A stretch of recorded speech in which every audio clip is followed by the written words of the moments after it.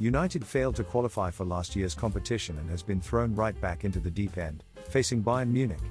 Erik ten Hag will be in charge of the Bavarian Giants reserve side for 2 years, and there will be extra focus on Kane, who has hit the ground running with Bayern after United opted against signing the England captain in the summer, instead signing Rasmus Højlund.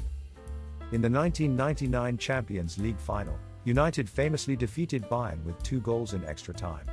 They last met in the quarterfinals in 2014, when United was defeated 4-1 on aggregate. The Red Devils have a long history with Galatasaray, having faced the Turkish champions 6 times in the competition. They last met in the group stage in 2006-07. Arsenal hasn't played in the Champions League since the 2016-17 season, but they'll be hoping to advance through the group stage on their long-awaited comeback. Mikel Arteta's side will be overjoyed with this draw, since they have landed perhaps the weakest of all the top-seeded clubs in Sevilla, who have lost their first 3 La Liga matches. The main match in Group C pits Real Madrid against Napoli. Last season, Napoli won their first league title since 1990, and they retained the majority of the players who contributed to their historic win, including top scorer Victor Osimhen and breakout star pitcher Kvaratskhelia. Real Madrid have lost their magnificent talisman Karim Benzema, while crucial players such as Thibaut Courtois, Eder Militao, and Vinicius Junior have been injured. They do, however, have a new star in Jude Bellingham, who has scored 4 goals in his first 3 games of the season, becoming the first Real Madrid player to do so since Cristiano Ronaldo. Union Berlin will compete in the Champions League for the first time. Inter clawed their way out of a challenging group that included Bayern Munich and Barcelona to reach last season's Champions League final against Manchester City. In Group D, they will have a rematch with Benfica, whom they defeated 5-3 on aggregate in the quarter-finals. RB Salzburg has experience in the group stage but has only made it to the knockout stage once previously, in 2022.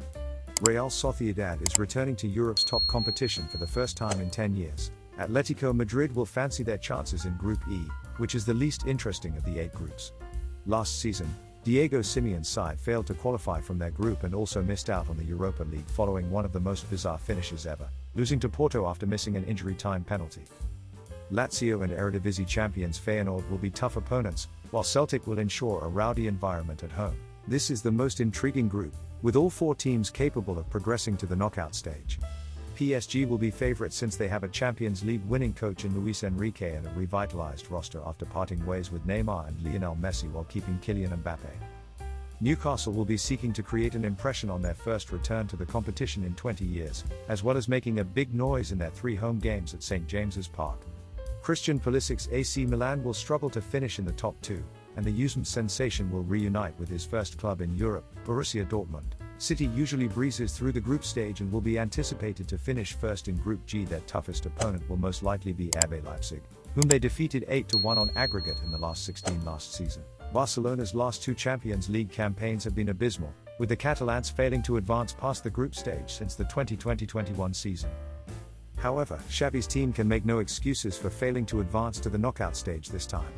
Porto will be their hardest challenge, while Antwerp will be making their first appearance in the European Cup in 66 years.